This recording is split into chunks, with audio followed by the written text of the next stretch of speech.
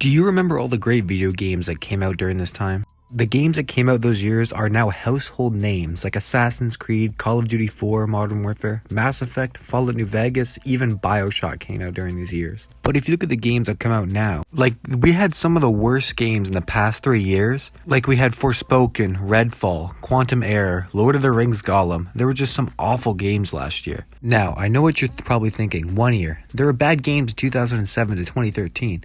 Now I know this, but there wasn't as many, and we also got more good games in 17 years, but sure, there was some bad ones. But now games are just filler garbage, and big companies like Bethesda and EA and Activision are just looking to get a quick buck off these games that don't really have any passion behind them. And let's take a look at Call of Duty. What once was the most influential shooters of all time became this. Playtime is over when Nikki drops in. Like, what the fuck was that? Do you remember when Call of Duty was actually scary? When it was actually depicting war? Like, listen to this.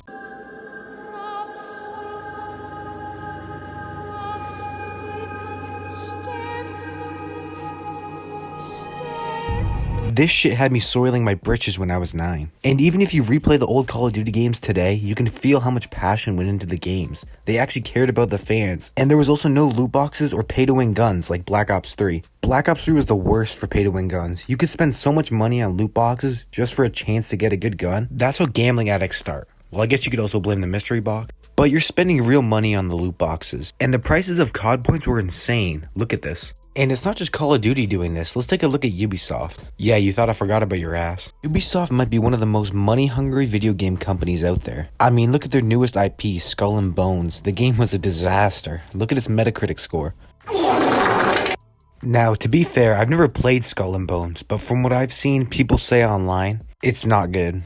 Tomo96Tzob says, it should be called Skull and Dick. Whatever he said. Did what Axe Black Flag did 10 years ago and what this game took 19 years of development? I'm pretty sure it didn't take 19 years, but anyways, let's move on to the next one. Game Over GR says, Skull and Bones is the byproduct of a tumultuous development cycle, a game that is devoid of any vision other than incorporating a GAAS store. Now, I don't even know what a GAAS store is, but anyways, let's move on to the next Metacritic review. Folks07 says, take AC Black Flag, make it woke, and take everything fun away. And if you have this pile of trash, I mean seriously, absolutely everything about it is bad and woke. Ubisoft is dead as it gets. But oh no, even after these reviews, Ubisoft didn't stop there.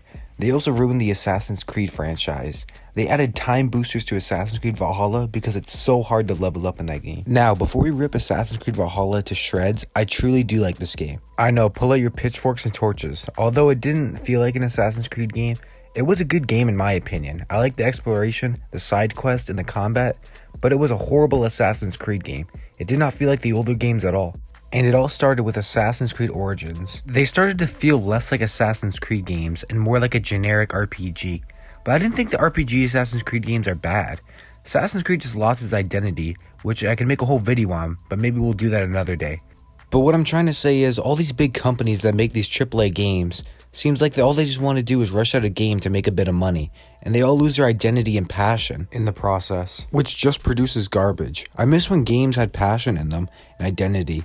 They all just weren't filler open world RPG games with loot boxes. What happened to gaming? How did we go from some of the best games of all time that have won critical acclaim to games that are even finished at launch? I don't even know if I can count how many games are a disaster at launch and how many series lost their passion and identity. It seems like companies don't care anymore. But even with all these horrible games that came out in the past few years, I truly do think there is still hope for gaming. Like, take a look at the reviews for Rise of the Ronin, Dragon's Dogma 2, and Helldivers 2. Although Helldivers 2 wasn't made by a AAA studio, it was still a lot of bangers that came out recently, and these games give me hope for a bright future of gaming. These games had passion behind them, and they weren't just cash grabs. They were actually fun and worth the money you paid for them. But hang on, let's take a moment and talk about the prices of video games right now. $100 for a new game is ridiculous.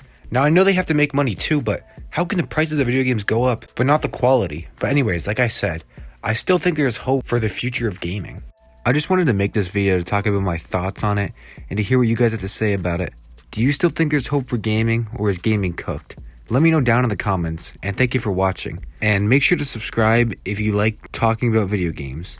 And that's why I think modern gaming sucks. It's been 1 year here. Later.